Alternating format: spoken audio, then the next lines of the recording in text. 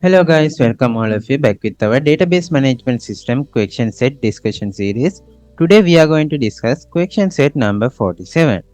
So let's get started. Here we have the description for question set number 47, and this is our first question. It says, in the database you created first, a table called teacher is created to store the information of the teachers who teach grade 9 in the school. You need to add the column name teacher register to the created table. Your team leader has told you that the column you add must be with the not null.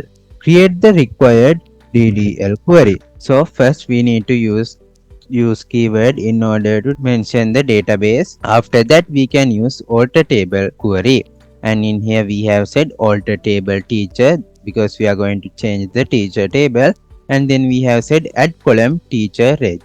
So we are going to add a new column called teacher reg into our teacher table, and then we have given the data types, data length and permission as not null. So let's go and create this in our database. After inserting the data, we can click on this run button, and then we have to first refresh our database. Then we can go into teacher table. As you can see, when new column has been successfully inserted in here. So let's go back. Here we have our second question. It says, in the teacher table you have created, you need to enter the following data in the newly added teacher ID column. Create the required DDL query. It is mandatory to write the DML query to enter all the data.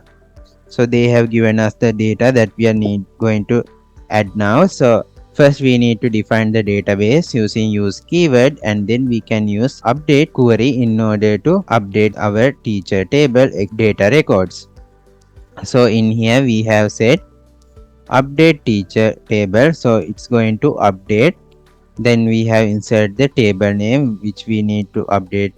In this case it's the teacher table, and then we have used set keyword to change the value, and we have said teacher tables teacher register number column must be equal to RTEA underscore 001. So it's this new value is going to be added, and then we have told the conditions. The conditions are teacher table teacher ID column value must be equal to 1. So as like this we have updated the other records as well. So let's go and update our table. After inserting the query, we can click on this run button, and it's going to update our table.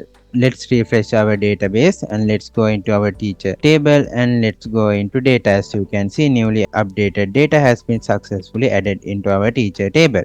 So let's go back. Here we have our third question. It says, in the database you created earlier, a table called student has been created to store the information of a student studying in grade 9 in the school. You need to add the column name student index to the created table.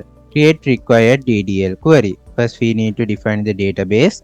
After that we can use alter commands, and in here we have used alter table student since we are going to update the student table, and then we have said add column because we are going to add new column into in student table, and then we have mentioned the column name, data type, data length and the permissions.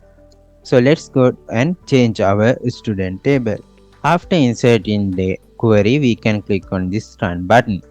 After executing, let's refresh our database, then open our database and let's go into student table, and let's see the table. As you can see, here we have our new column as student index. So let's go back. Here we have our fourth question. It says you need to enter the following data in the column named student index entered in the student table you created. Create the required DDL query. It is mandatory to write DDL query to enter all the data. So let's add this data into our student table. So to do this, we can use update query. First we need to define the database. After that we can use update query in order to change the student index column values. So these are the queries that we are going to use. So let's go and execute them. So you can see now we don't have any value in this student index column. After inserting the query, we can click on this run button. After executing this code, let's go into our database and refresh it, and let's go into student table. And let's go into data. As you can see, the new data has been successfully updated into our table. So let's go back. Here we have our fifth question. It says all grade 9 teachers in the school teach one or more subjects, and to store that data and the following data to the teacher has subject table. Create the required DML query. It is mandatory to write DML query to enter all the data. First we need to define the database using use keyword. After that we can use insert query in order to add this data into the teacher has subject table. So these are the queries that we are going to execute. So let's go and insert this data into our table.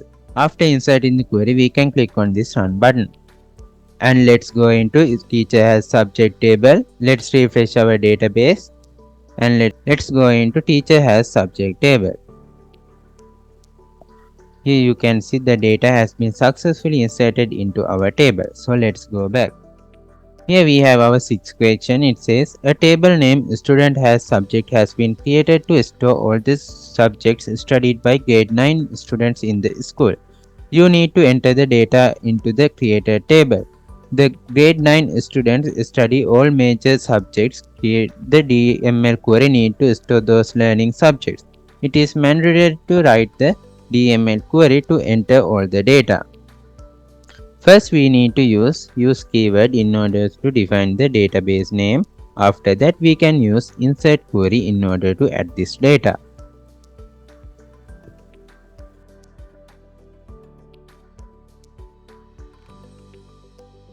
So these are the queries that we are going to use. So let's go and execute them in our database.